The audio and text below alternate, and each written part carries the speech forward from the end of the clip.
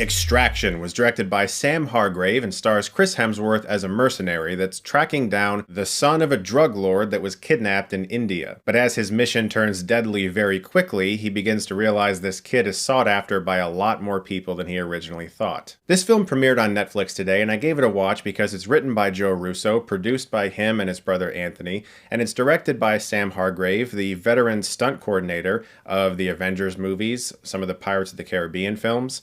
He's been around doing stunt work for a while, and this is his first time behind the camera. And in the past, I would have been like, ooh, a stuntman making a movie. But ever since the John Wick films, I don't take anything for granted. And his past work as a stunt coordinator is obvious throughout this movie. The action scenes are mind-blowing.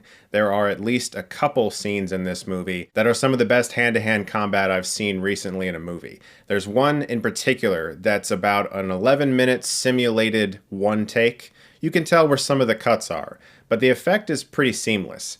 And this sequence in particular has the potential to be an all-timer in regards to action scenes. I think this movie will be studied by stunt coordinators and people who want to work as stunt people. It's an extremely violent movie. Chris Hemsworth is killing motherfuckers left and right, ripping off heads, throwing people into brick walls, tossing people around. People are getting hit by trucks and just fucking flying into the air. It's really, really fun stuff if you're an action movie junkie. And despite its VOD-like title, a title that seems like it would star Michael Madsen and Bruce Willis and be at the bottom of a bin at your local Walmart, this movie was a lot better than I expected it to be. I'll put it this way. I've turned off a lot of Netflix movies partway through. I didn't turn this one off. All that being said, it will definitely not be studied for its characterization or its subtlety or its plot. This is a very bare bones plot. Chris Hemsworth is a mercenary. He's got a bit of a traumatic past. He's been hired to track down this kid and bring him to safety. The movie doesn't try to be too much else. It knows exactly what it is, and it's pretty good at being that. And it's pretty okay with being that. If this was being written by a spec writer, someone who isn't Joe Russo, someone who wants to get into the business, it would probably be thrown back into their face saying, look, this is just some straight to DVD shit. You're never going to get this made. Just forget it. But since Joe Russo's behind it and Anthony Russo, the film got made. And obviously this is the Avengers team figuring out how to make a cool action movie that could be on Netflix. And I'm excited for Sam Hargrave for getting to direct this movie because he shows a real flair for this type of action work. But there's definitely something to be said about the fact the movie doesn't really have that much else to offer beyond the action scenes and Chris Hemsworth's extreme likability and charisma in the lead role. He's very good in the film. He does a lot of the stuff himself.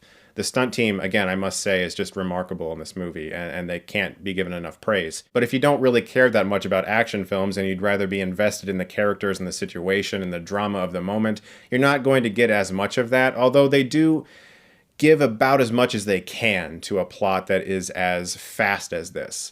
There's enough of a backstory for Chris Hemsworth to get invested in him and to feel for him in a way. We've kind of strayed away from the Cobras and the Predators of the 80s, where heroes spouted one-liners, and now we have really tragic backstories for our main characters instead.